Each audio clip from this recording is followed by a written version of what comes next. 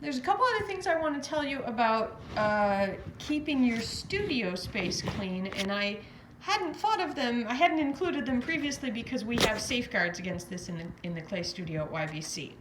So one is, it's a good idea to keep a container of water in your studio for hand washing.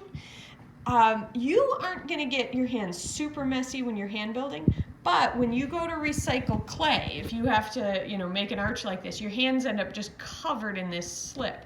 Now, it's tempting to just wash them down the sink or wipe them on your pants and then wash them down the sink. But remember that wiping them on your pants means that you're going to end up with clay drying on your pants, which is going to crack off and cause clay dust, make a mess, and become airborne. That's silica, that's bad news, right? Washing them straight down the sink can also be a problem because we end up with clay in the drains, and that can be hard on the drains.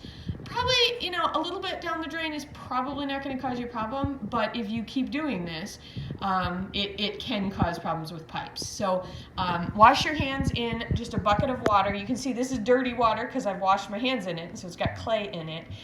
This stuff I'll either allow to, I'll use it for making slip and stuff later, or I will probably just dump it outside.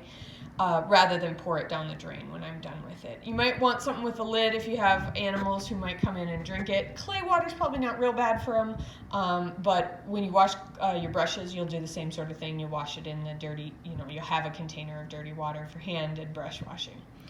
I also keep a container to put bone dry work in, excuse me, so before it's bone dry, when it's bone dry or before, if it's past the point where I can recycle it by just wedging it, I'll keep it in here, and that way when I'm ready to slake, I can put it into reclaimed water to slake it. And then the other thing I don't have a visual for, but as we get into the end of the quarter, it's important that wet clay doesn't freeze. If wet clay, like what comes in your bag, if that stuff freezes, or if a sculpture that you're working on freezes, that freezing changes the structure of the clay pieces, the particles of clay, and it can cause cracks to show up later on.